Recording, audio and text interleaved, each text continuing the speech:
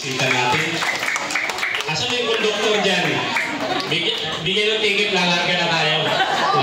Babalik pa to ha, yung bus natin. Lalarga to, pero babalik pa ba tayo dito? Babalik pa to! Ano ma'am, babalik pa tayo? So, basta yung ticket ha, lalarga na tayo. Magandang hapon po sa lahat.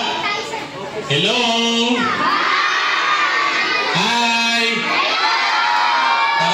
Ang lakas ng sigaw, inaantay yata yung ice cream at saka malaruan doon sa likod Mamaya walang ice cream to, ayaw doon niya. Yung sa likod, narinig niyo ba ako, mga mami, saka daddy? Sa hapong ito po, kami po sa Pasay City Police Station, sa pamumuno po ng aming Chief of Police, Police Colonel Mario Lokingan Mayamis Jr. Nandito po kami kasama ng ating Pasay Public Market Multi-Purpose Cooperative. Nandito po kami, mga stakeholder po natin to, para po ibaba po sa ating barangay ang ating mga programa po, lalong-lalo na sa ating mga kabataan. Kahit sa ganung paraan, mapasaya namin kayo. Ngayong araw na to, meron po tayong kunting supas dyan. Meron din tayong, yung hindi pa nagpapagupit, magpagupit kayo sa likod ha. Pwede babae, pwede lalaki, dalawa po yan.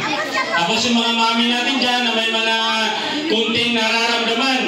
Kung hindi nyo alam yung blood pressure nyo, may dala pa akong police nurse sa likod. Huwag nyo rin kalimutan humingi po ng vitamins. Meron po siya.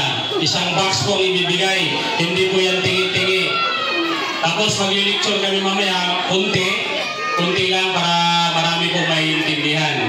Yung tungkol lang sa crime prevention tips at saka drug awareness po. Again, maraming salamat sa ating barangay council at saka sa ating stakeholder na nandito na handang sumuporta po sa kapulisan. Magandang hapon po sa ating lahat.